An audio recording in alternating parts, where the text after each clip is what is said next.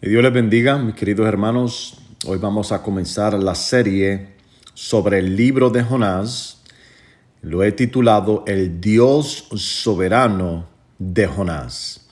Esta primera parte la he titulado La huida de Jonás y hoy vamos a estar viendo el capítulo 1 desde el versículo 1 hasta el versículo 17 y voy a leer así de la traducción Reina Valera. Así dice la palabra del Señor en el nombre de nuestro Señor Jesucristo. Vino palabra de Jehová a Jonás, hijo de Amitai, diciendo: levántate y ve a Nínive, aquella gran ciudad, y pregona contra ella, porque ha subido su maldad delante de mí. Y Jonás se levantó para huir de la presencia de Jehová a Tarsis, y descendió a Jope y halló una nave que partía para Tarsis. Se dice que posiblemente es el sur de España. Y sigue diciendo, y pagando su pasaje entró en ella para irse con ellos a Tarsis, lejos de la presencia de Jehová. Pero Jehová hizo levantar un gran viento en el mar, y hubo en el mar una tempestad tan grande que se pensó que se partiría la nave, y los marineros tuvieron miedo, y cada uno clamaba a su Dios y echaba al mar los enseres que había en la nave para descargarla de ellos. Pero Jonás había bajado al interior de la nave y se había echado a dormir. Y el patrón de la nave se le acercó y le dijo: ¿qué tienes, dormilón? Levántate y clama a tu Dios. Quizás Él tendrá compasión de nosotros y no pereceremos. Y dijeron cada uno a su compañero: venid y echemos suerte, para que sepamos por qué causa de quién nos ha venido este mal. Y echaron suerte, y la suerte cayó sobre Jonás. Entonces le dijeron ellos: decláranos ahora por qué nos ha venido este mal. ¿Qué oficio tienes y de dónde vienes? ¿Cuál es tu tierra y de dónde y de qué pueblo eres? Y él le respondió: soy hebreo y temo a Jehová, Dios de los cielos, que hizo el mar y la tierra. Y aquellos hombres temieron sobremanera y le dijeron: ¿por qué has hecho esto? Porque ellos sabían que huía de la presencia de Jehová, pues él se lo había declarado Jonás. Y le dijeron: ¿qué haremos contigo para que el mar se nos aquiete? Porque el mar se iba embraveciendo más y más. Él les respondió: tomadme y echadme al mar, y el mar se os aquietará, porque yo sé que por mi causa ha venido esta gran tempestad sobre vosotros. Y aquellos hombres trabajaron para hacer volver la nave a tierra, mas no pudieron, porque el mar se iba embraveciendo más y más contra ellos. O sea que le dieron una oportunidad. Jonás le había dicho que lo tiraran a la borda, pero ellos quisieron intentar una vez más para ver si podían tomar el curso del barco. Desafortunadamente no se pudo. Sigue diciendo el versículo 14. Entonces clamaron a Jehová y dijeron: te rogamos ahora, Jehová, que no perezcamos nosotros por la vida de este hombre, ni pongas sobre nosotros la sangre inocente, porque tú, Jehová, has hecho esto como has querido. Y tomaron a Jonás y lo echaron al mar, y el mar se aquietó de su furor. Y temieron aquellos hombres a Jehová con gran temor, y ofrecieron sacrificios a Jehová e hicieron votos. Pero Jehová tenía preparado un gran pez que tragase a Jonás. Y estuvo Jonás en el vientre del pez 3 días y 3 noches. Culmina la cita del capítulo 1. Oramos. Padre, en el nombre de nuestro Señor Jesucristo, Señor, yo te pido en esta hora, Señor, que nos ilumines por medio de esta palabra, Padre. Que podamos, Señor, extraer de ella, Señor, todas esas verdades, Señor, que edificarán nuestra vida. Por favor, te lo suplico, Dios. Ayúdame, Dios amado, a que tu palabra sea bendecida en los corazones de todos los oyentes, Padre, porque te lo pido en el precioso nombre de mi amado Salvador Jesucristo, tu único y tu bendito Hijo, Jesús de Nazaret. Gracias, Padre. A ti sea toda la gloria. Amén. El Dios soberano de Jonás. Qué tremenda narración la que hemos leído. Y yo quisiera comenzar diciendo esto, pero a forma de pregunta. Si recibieras un mandato directo de Dios, que Dios te hablara directamente, que hoy lo pudieras escuchar audiblemente diciéndote este mensaje: quiero que le lleves el mensaje del evangelio, de las buenas nuevas. Quiero que proclames el mensaje de justicia y de misericordia de mi parte a una banda de asesinos convictos en una de las ciudades más peligrosas del planeta Tierra. ¿Lo harías? Una tarea similar es la que Dios le dio a Jonás, este profeta. Y antes de que entremos a ver el contexto de lo que hemos leído, yo quisiera hacer ver datos sobre este profeta y su contexto histórico para estar más adentrado a la historia que vamos a leer en el libro de Jonás. Primero, que el libro de Jonás se compone de 4 capítulos. 4 capítulos, y podríamos bosquejarlo de esta manera. El capítulo 1, desde el versículo 1 al 17, vemos ahí en ese libro, en ese capítulo, la desobediencia de Jonás y la huida de Jonás. Jonás tratando de escapar, es lo que vamos a cubrir hoy. En el capítulo 2, desde el versículo 1 al versículo 10, vemos en ese capítulo 2 la oración de Jonás y su travesía dentro del vientre del pez. En el capítulo 3, desde el versículo 1 al versículo 10, vemos a Jonás que entonces ya es expulsado de nuevo a la tierra. Entonces Jonás obedece a Dios y cumple con su misión. Y en el capítulo 4, es el último capítulo del libro, desde el versículo 1 al versículo 11, vemos entonces la reacción negativa de Jonás y la misericordia de Dios. Y termina el libro Dios preguntándole a Jonás algo, y la respuesta nunca vino de parte de Jonás. Nosotros creemos, yo creo personalmente que este libro fue escrito por el mismo Jonás, porque ningún personaje va a hablar sobre estas experiencias únicas que resaltan en el libro de Jonás. Un profeta muy diferente a todos los demás. Nosotros sabemos que profetas como Isaías, Jeremías, Malaquías y otros eran profetas que obedecían al Señor, que aunque a duras penas estaban pasando por pruebas, ellos hacían todo lo posible para obedecer al Señor. Pero Jonás es todo lo contrario.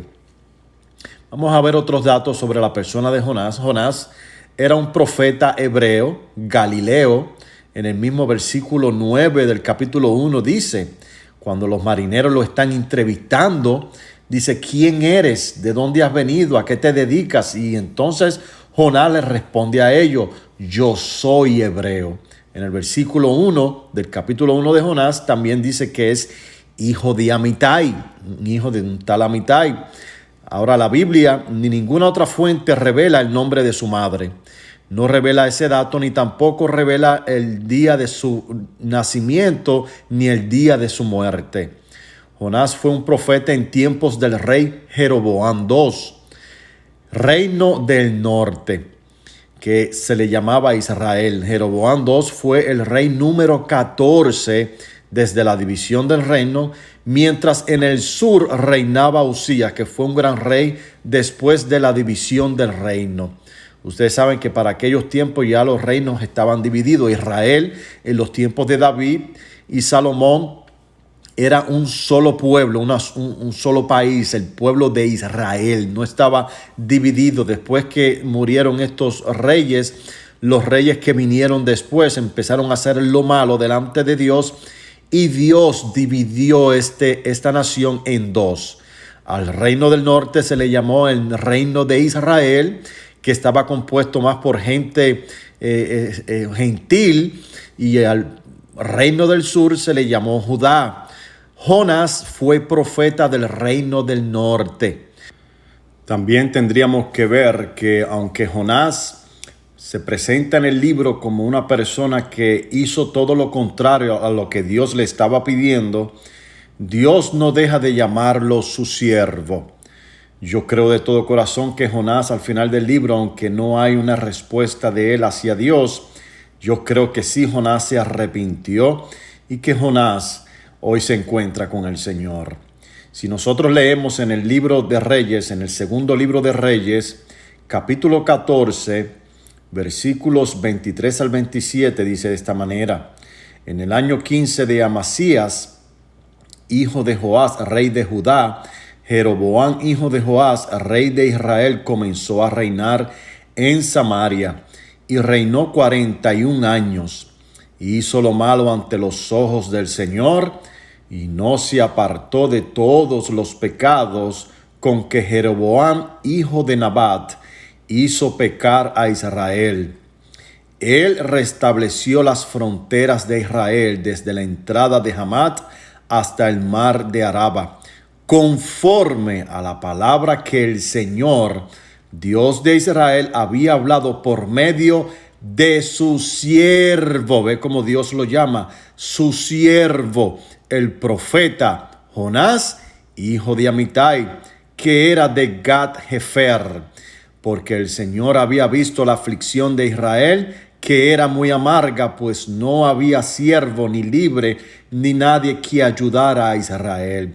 El Señor no había dicho que borraría el nombre de Israel de debajo del cielo, y lo salvó por mano de Jeroboam, hijo de Joás.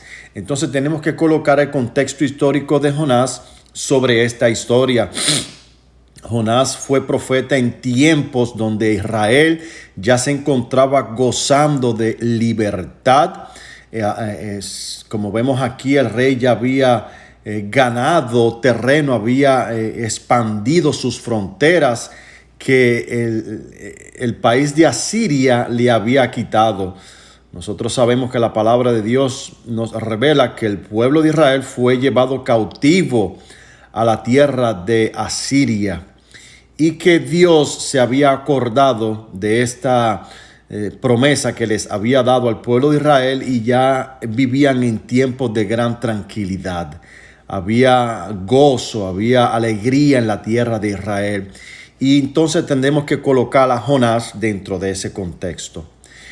También el libro de Jonás se ha debatido de ser un libro de ficción o un libro de pura parábola o un mito. Hay personas que creen eso. No se les hace posible a ellos la veracidad de la historia relatada del libro. Y una de las razones es por las cosas imposibles que ocurren en el libro de Jonás, como el pez tragándoselo y llevándolo en un viaje durante 3 días sin que éste haya perdido la vida. Y también los elementos inanimados que se revelan en el libro de Jonás, como una calabacera que crece en un solo día, un gusano que se la come en un instante. Cosas como esa, la gente, pensadores han pensado de que esto es un libro o un mito, un libro donde se usa parábolas para traer principios de la verdad. Pero nosotros creemos que esto es un libro que realmente ocurrió de la misma forma como está relatada. También tenemos que ver que el ministerio profético de Jonás se centró más en Gat-Hefer. Gat-Hefer era una viña cercana a Nazaret en tiempos de gran prosperidad y seguridad de la nación. Ese es el contexto del ministerio de Jonás. También en el libro de Jonás podemos ver las comparaciones que hay entre el profeta Jonás y Jesucristo nuestro Salvador, pero de una forma negativa. Escuché a un pastor decir referente al libro de Jonás o referente a las dos personas de Cristo y Jonás, que Jonás es como una foto del negativo de Jesús. Es decir, cuando usted toma un negativo de una foto no tiene los colores exactos como es el original mismo. El original es Jesús. Jonás viene siendo la foto negativa de Jesús. Los colores están inversos, nada está claro, pero hay una gran similitud entre ellos. Por ejemplo, a Jonás lo expulsan de la barca por desobediente y el mar se calma, mientras que Jesús, Dios le da autoridad para calmar la tempestad desde la barca y no fuera de ella por su desobediencia. Los dos estuvieron dormidos en una barca en medio de una tempestad. A uno, de forma negativa, tuvo que ser expulsado para que la tormenta se calmara, mientras que al otro, Dios le dio la autoridad para calmar la tempestad por la obediencia de él. También podemos ver que también hay comparaciones en su misión. Su misión era la misma: predicarle la justicia y la bondad de Dios a los perdidos. Tanto Jonás como Jesucristo tenían la misma misión. Jonás a la fuerza cumplió su misión, mientras que Cristo, sumiso y obediente al Padre, cumplió con su misión.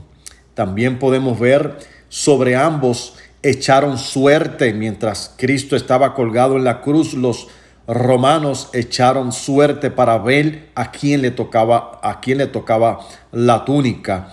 Mientras que los marineros también echaron suerte para ver por culpa de quién era que la tempestad se había formado. También ambos estuvieron 3 días muertos.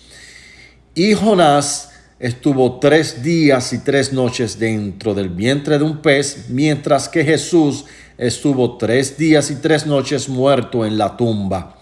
Uno por desobediencia y el otro por obediencia.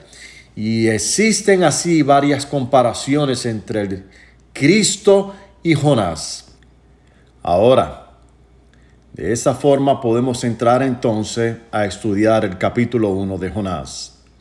Lo primero que vamos a ver es las consecuencias de desobedecer el imperativo de Dios. Dios le dio una orden directa al profeta.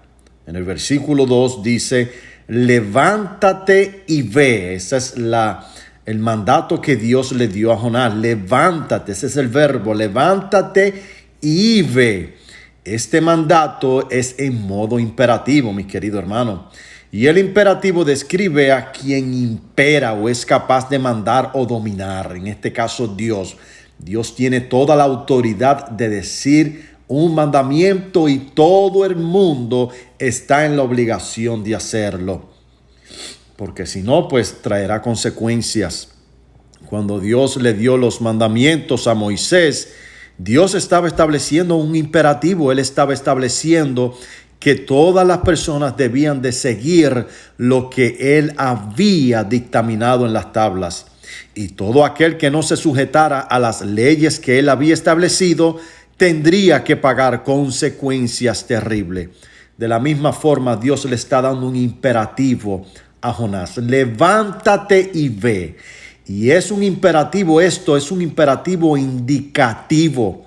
Jonás tenía delante de él un deber que cumplir, una acción que no requiere ninguna excusa. El mandato de Dios a Jonás no puede dejar de concretarse o no puede evitarse con simples pretextos. No había ninguna justificación para decirle que no a Dios. Dios, como rey y señor de la vida de un siervo, dice y el siervo tiene que obedecer.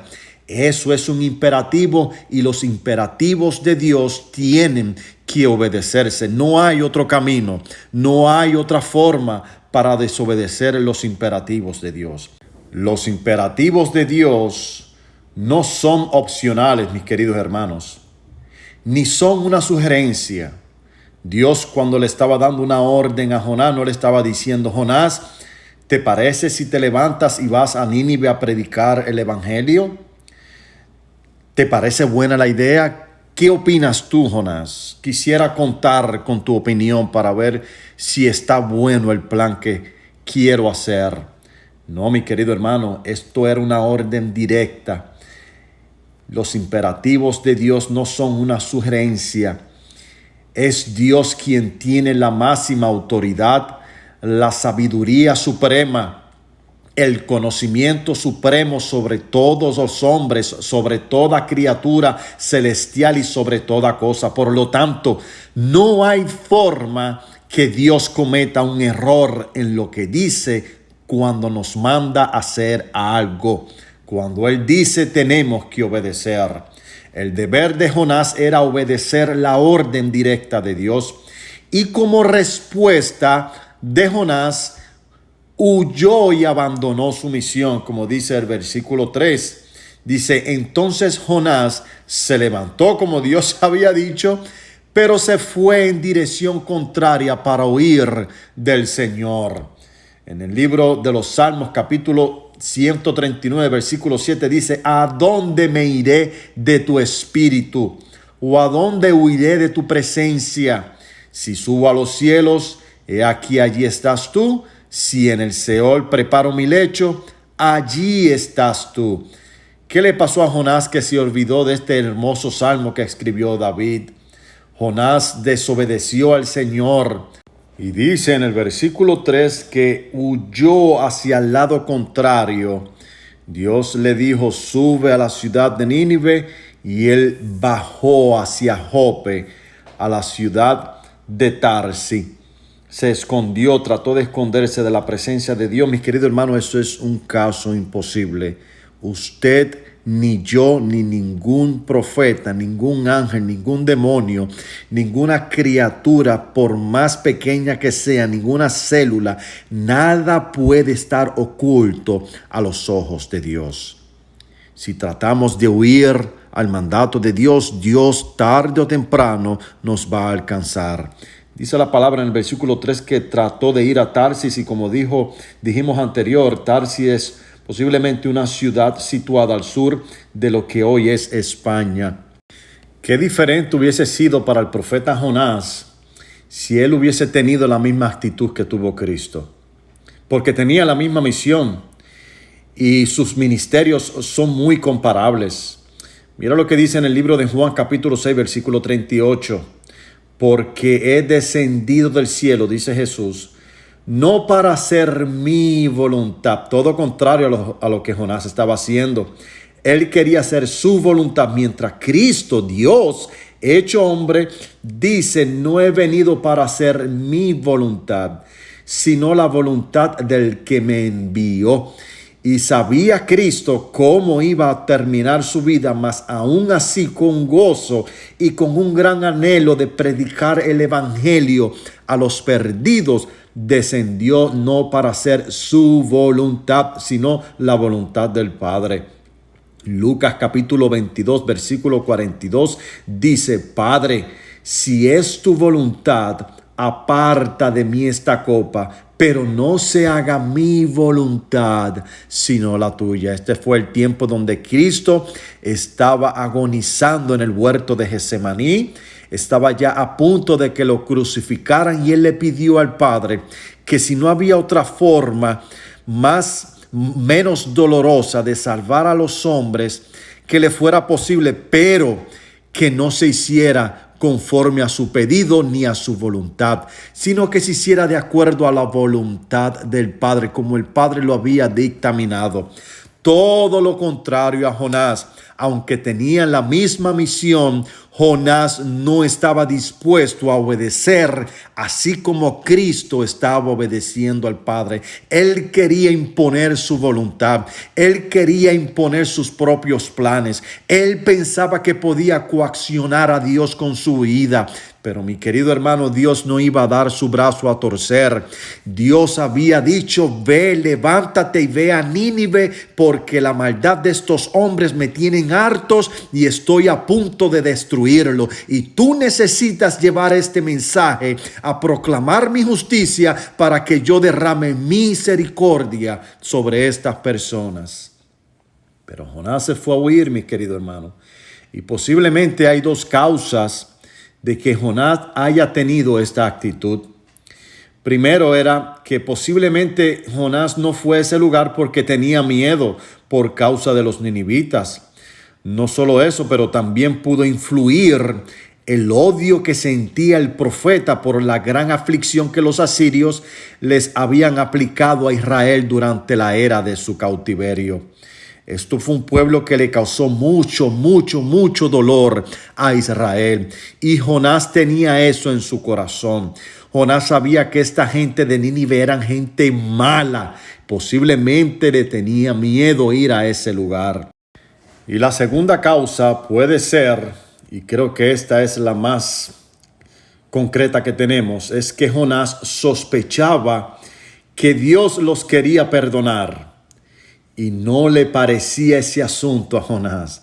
Jonás quería que Dios derramara juicio y que consumiera a Nínive, así como consumió a Sodoma y Gomorra. ¿Por qué sé esto? Porque en el mismo libro de Jonás, en el capítulo 4, versículo 1, mira las declaraciones que hace Jonás. Por esto desagradó a Jonás en gran manera cuando Dios perdonó a esta tierra. Y dice, y se enojó Jonás y oró al Señor y dijo, Señor, ¿no era esto lo que yo decía cuando aún estaba en mi tierra? Es decir, cuando Dios le estaba haciendo el llamado. Por eso me anticipé a huir a Tarsis, porque sabía yo que tú eras un Dios clemente y compasivo, lento para la ira y rico en misericordia, y que te arrepentes del mal con que amenazas. Y ahora, oh Señor, te ruego que me quites la vida, porque mejor me es la muerte que la vida. ¡Qué terrible! Jonás sabía que Dios, aunque le había dado una orden de ir y proclamar el juicio, Jonás conocía a su Dios. Y él sabía que este Dios, a quien le había dicho que iba a derramar de su juicio, si no se arrepentían de sus pecados, también era lento en la ira y que posiblemente les iba a perdonar la vida a esta gente. Mientras que Jonás lo que quería era que Dios los consumiera a todos. Mi querido hermano, ¿no le ha pasado a usted lo mismo? A mí me ha pasado lo mismo. A veces me han hecho mal y lleno en mi corazón de rencor he querido que Dios actúe de acuerdo a mi justicia. Y eso es una actitud pecaminosa. Eso es una actitud carnal que no proviene del Espíritu Santo. He tenido que pedirle perdón a Dios y que me ayude, que me socorra a perdonar a aquel al que mal me ha hecho. Porque no son los planes de nosotros los que Dios tiene que cumplir, sino el plan de Dios. Cuidémonos, hermano, de esta actitud. No adaptemos esta actitud de Jonás. Esta misma actitud también la tuvo el hermano mayor de aquel padre que perdonó a su hijo menor. Su negativa actitud fue y derrochó de todos los bienes que su padre le había dado. Había desobedecido a la orden de su padre. No vayas a aquel lugar. En el Evangelio de Lucas capítulo 15 se relata la parábola del hijo pródigo. Cuando el padre ve a este muchacho que regresa a su casa arrepentido, su padre lo recibe con bombos y platillos. Lo corona y hace una gran fiesta en honor de que este hijo había venido arrepentido. El hijo mayor tomó una actitud negativa, la misma que tomó Jonás. Un hijo envidioso, un hijo que lo que quería ver era que su padre lo rechazara y lo botara de su casa. No seamos como este hermano mayor y no seamos como Jonás, mis queridos hermanos. Lo contrario vemos a la persona de Cristo. Si nosotros vemos en el libro de Filipenses capítulo 2, comenzando desde el versículo 3, mira lo que Pablo escribe referente a la actitud de Cristo cuando Cristo sabía que toda la raza humana iba al infierno si no venía alguien a pagar por los pecados de esto. Dice Pablo, nada hagáis por contienda o vanagloria, antes bien con humildad, estimándonos unos a otros como superiores a sí mismo, no mirando cada uno a lo suyo propio, sino cada cual por los de los demás. Haya pues en vosotros este sentir que hubo también en Cristo Jesús, el cual siendo en forma de Dios no tuvo por usurpación el ser igual a Dios, sino que se despojó a sí mismo, no pensó en él, tomando forma de siervo, hecho semejante a los hombres, y hallado en la condición de hombre, se humilló a sí mismo, haciéndose obediente hasta la muerte y muerte de cruz. Esa era la actitud que tenía que tener Jonás. Y cuando nosotros incurrimos a actitudes como esta, a alejarnos del plan y del mandato de Dios, hermanos, caemos en una decadencia espiritual. No habrá éxito para aquellos que le dan la espalda a lo que Dios ha determinado que nosotros hagamos. Veamos cómo Jonás, en vez de ascender hacia arriba, hacia Nínive, comienza a descender hacia Jope. Dios le dijo, sube arriba a la ciudad de Nínive, y él va abajo hacia Jope.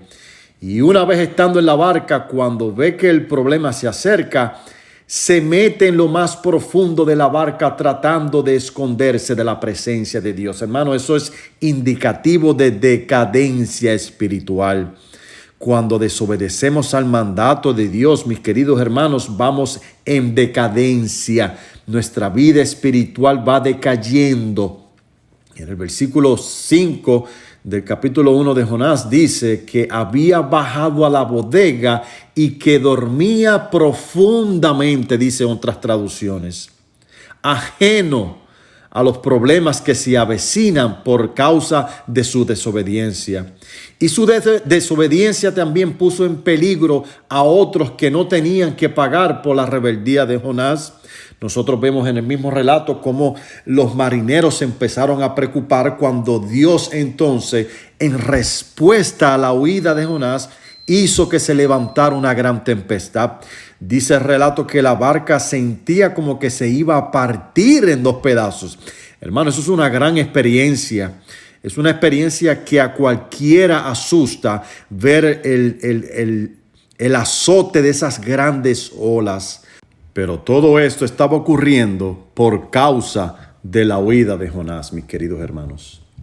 En ninguna parte de las Escrituras revelan que ningún hombre que haya vivido a espaldas de Dios ha salido triunfante. Desde Adán hasta el último hombre en la tierra, todos aquellos que quieran vivir a espaldas de Dios terminarán en decadencia espiritual. No tendrán éxito el que quiera vivir en desobediencia a Dios. Yo le voy a dar al menos 5 ejemplos de 5 personajes que tornaron la espalda a Dios y no terminaron con éxitos, hermano. Y esto con el propósito de que usted y yo entendamos que necesitamos obedecer al imperativo de Dios. El primero es Adán. Adán, por su desobediencia, trajo maldición a la tierra y a la raza humana, transmitiéndonos la enfermedad del pecado. Número 2, Eva trajo como consecuencia su desobediencia dolor a la hora de parir sus hijos.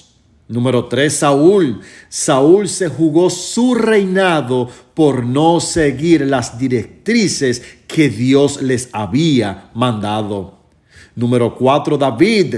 David trajo una gran mortandad a Israel por desobedecer a Dios y hacer el censo que Dios le dijo no hiciera.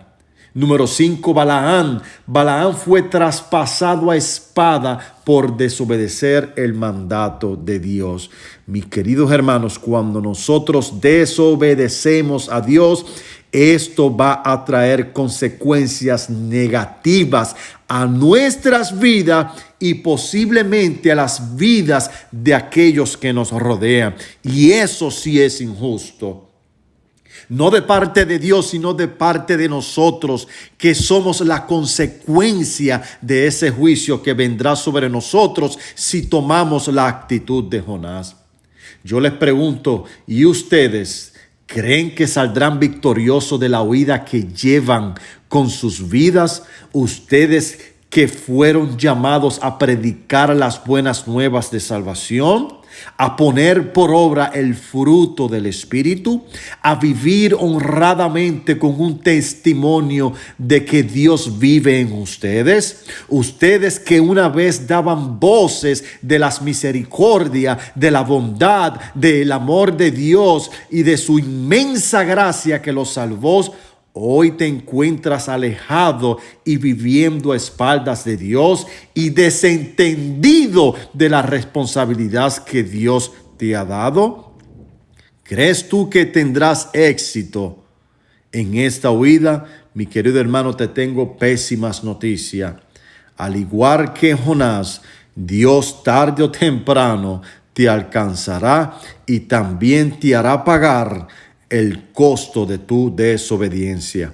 El salmista David estaba muy familiarizado con esto de lo que estamos hablando. Él dice en los Salmos: cuán bienaventurado es el hombre a quien el Señor no culpa de iniquidad y en cuyo espíritu no hay engaño. Mientras callé mi pecado, mi cuerpo se consumió con mi gemir durante todo el día, porque día y noche tu mano pesaba sobre mí. Mi vitalidad se desvanecía con el calor del verano. Salmo 32, versículos 2 al 4. Dios mío, ¿por qué me has abandonado? ¿Por qué estás tan lejos de mi salvación y de las palabras de mi clamor? Salmo 22, 1. Pues mi vida se gasta en tristeza y mis años en suspiros. Mis fuerzas se agotan a causa de mi iniquidad y se ha consumido mi cuerpo. Salmo 31, 10. Estoy entumecido y abatido en gran manera. Gimo a causa de la agitación de mi corazón. Salmo 38, 8. Enmudecí y callé, guardé silencio aún acerca de lo bueno y se agravó mi dolor. Salmo 39, 2, hermano. No hay escapatoria, mis queridos hermanos, seamos honestos. Cuando nosotros tomamos la actitud de Jonás, nada bueno esperemos que vendrá a nuestra vida. Ya casi quiero concluir con esto, pero quisiera culminar con el versículo 16 y 17, y esto nos muestra a nosotros que nada ni nadie podrá estropear el plan de Dios. Cuando Dios se propone un plan, como en el caso de Nínive, y usted fue el elegido para esa misión, ni usted ni nadie podrá evitarlo. Dios es el creador. El viento le obedece, la tierra le obedece, los animales le obedecen, hasta los mismos demonios. ¿Cree usted que podría salir exitoso de su vida? Dios hará su plan de acuerdo como Él lo propuso en su corazón. Ni su libre albedrío podrá esta vez detener la mano de Dios para hacer que usted cumpla con lo que Dios lo ha llamado que usted haga. Usted no podrá detener la obra ni la mano poderosa de Dios, como dice en el versículo 16 y 17, y con esto culminamos. Y temieron aquellos hombres a Jehová con gran temor, y ofrecieron sacrificio a Jehová e hicieron votos. Por medio de toda la obra que Dios había hecho, en este relato del capítulo 1, estos hombres llegaron al conocimiento de Dios. Dios no te va a necesitar a ti para llevar el evangelio hasta los confines de la tierra, pero te hará pagar por la consecuencia de tu desobediencia. Pero si tú eres el elegido para hacer eso, hermano, cuéntalo y apúntalo hoy, que tú estarás encaminado, aunque con mucho dolor, hacia el lugar que Dios te dijo al principio que fueras. En el versículo 16, 17 culmina el capítulo número 1 diciendo: pero Jehová tenía preparado un gran pez que tragase a Jonás. Y estuvo Jonás en el vientre del pez 3 días y 3 noches.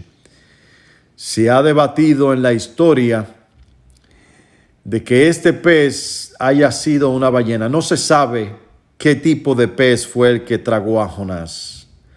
Dios, como poderoso, de la nada puede salir un animal inmensamente grande para tragarse completamente a Jonás y guardarlo, preservarlo para el cumplimiento del propósito de Dios por 3 días. Claro que sí, Dios puede hacer eso. Y Dios también puede desaparecer a ese pez una vez haya cumplido el propósito de Dios, porque nuestro Dios tiene todo poder para hacerlo. Mi querido hermano, culmino con esto. Analicemos nuestras vidas delante de Dios, cómo van siendo encaminadas. Examinemos los ministerios que Dios nos ha dado en nuestra mano. ¿Lo estamos haciendo según a Él le parece? Examinemos los dones y los talentos que Dios puso en nuestro corazón, en nuestro cuerpo, para edificar la iglesia de Cristo. ¿Lo estamos ejecutando? Hoy es día, hermano, de que analicemos y nos pongamos a cuenta con Dios, para que de la misma forma que Cristo obedeció, no adaptemos nosotros la actitud de Jonás, sino que cumplamos con el plan y el propósito que Dios ha determinado para nuestra vida. Oremos. Padre, en el nombre de Jesús te damos gracias. Gracias por estas enseñanzas que nos da del libro de Jonás, Señor. Señor, nosotros no somos mejor que Jonás.